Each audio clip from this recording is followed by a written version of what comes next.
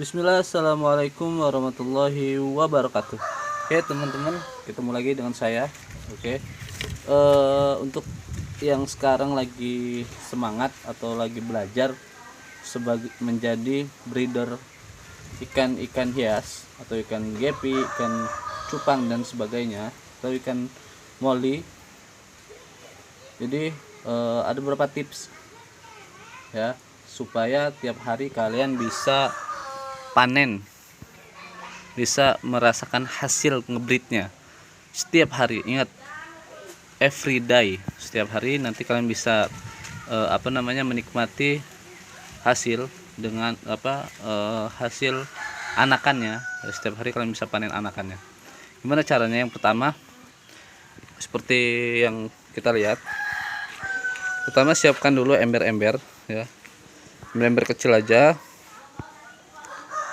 sama kalian siapkan satu tempat besar ya. Jadi diutamakan untuk kalian, jadi kalau bisa jangan cuma satu pasang. Jadi kalau bisa kalian beli yang banyak, jadi berapa pasang, misalnya 5 pasang atau 10 pasang gitu. Jadi biar kita langsung bisa memperbanyak ya, memperbanyak turunan. Misalnya ada 5 pasang atau 10 pasang. Nah, nanti kalian siapkan saja satu kolam besar ini untuk kalian beberapa pasang, misal 3 pasang atau 4 pasang ditaruh di sini di kolam yang besar. Lalu beberapa pasang yang di sini isinya hanya sepasang ya, jadi setiap ember ini isinya sepasang gitu. Jadi setiap hari nanti kalian bisa panen anak-anakannya gitu. Kalau sekarang kita di sini ada berapa pasang? 1, 2, 3, 4, 5. Ini ada 5 pasang, yang mana setiap ember ini isinya sepasang, satu pasang atau satu pair. Ya, kita lihat contohnya saja. Nih, contohnya ya, kita kasih contoh. Ini hasil eksperimen kita, jenisnya. Nah ya, ini hasil eksperimen kita. Tuh, hasil eksperimen kita sendiri. Alhamdulillah kita buat jenis baru ya untuk kalian. Jadi kurang lebih 1 tahun ya saya untuk buat ini, satu jenis ini yang baru. Nah, jadi di sini ada beberapa jenis ikannya. Nah, seperti PRTD, Platinum Red Tail, di sini ada nih. Coba lihat ya. Nah, di sini ada sepasang. Jadi kalian harus siapkan dulu setiap ember tuh ada sepasang. Lalu ada kolam besar satu, di sini isinya ada berapa pasang nih? Ada 3 pasang kayaknya. Ya, ada berapa pasang? Ini kita kasih 3 pasang atau 4 pasang. Nah, kalau kalian bisa lebih banyak beli atau lebih banyak indukan, kalian bisa kasih beberapa kolam lagi, tambahin lagi gitu, nggak masalah. Jadi setiap hari kalian bisa panen anakannya. Nah, dan ini contohnya ya. Jadi kita setiap hari kita bisa panenin anakannya. Ini contohnya. Ya, ini contohnya anakannya setiap hari. Jadi kita satuin, kita gabungin anakannya. Ya, jadi digabungin, jangan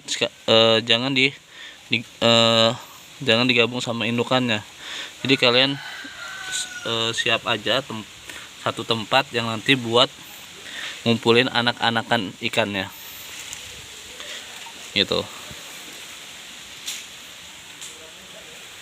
Nah, jadi harus dipisah gitu. Jadi supaya lebih maksimal itu kalian pisah aja anakannya. Tapi kalau nggak mau kalian pisah nggak masalah, asal kalian harus tepat waktu, on time, kasih makan setiap hari gitu. Sehari 3 kali atau 2 kali. Dan jangan kebanyakan, takutnya itu jadi penyakit buat ikan gitu. Jadi kalian sedikit aja kasih makan setiap hari yang penting. Nah, kalau saya karena takut nanti nggak bisa setiap hari ngasih makan atau nggak bisa setiap hari ngasih makan, akhirnya ya saya pisahin biar anaknya nggak dimakan, karena bisa dimakan atau kanibal, dimakan sama induknya gitu. Jadi kalian sudah beranak, pisahin ke satu tempat gitu. Jadi kalian harus siapin tempat ya. Nanti kalau sudah satu tempat itu nggak apa-apa, agak banyak ya kan, sudah banyak.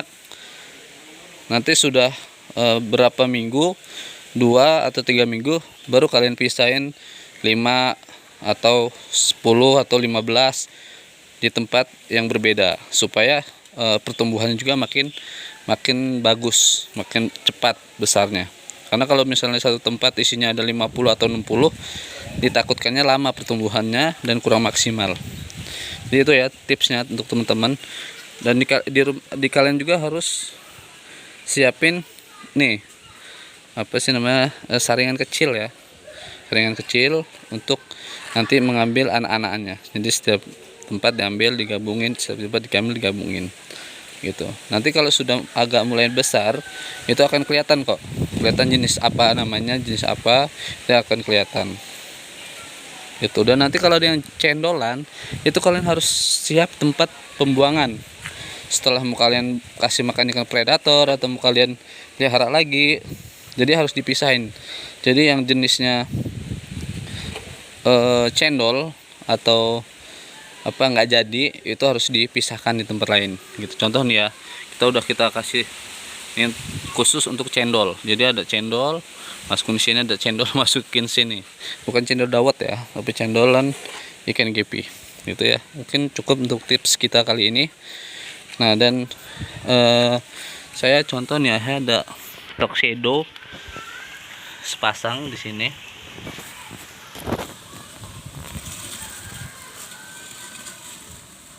Ya, tuxedo. Nah, jadi dipisah-pisahin. Jadi saya untuk hari ini menyiapkan beberapa tempat, 1 2 3 4 5 6 pasang dipisah, dan di sini ada 3 atau 4 pasang di kolam besar gitu. Dan saya juga lagi mau ngebreed ikan moli nih ya, tuh.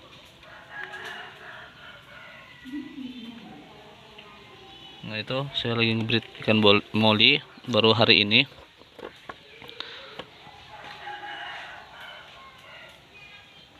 Nah, jadi saya pisahkan gitu.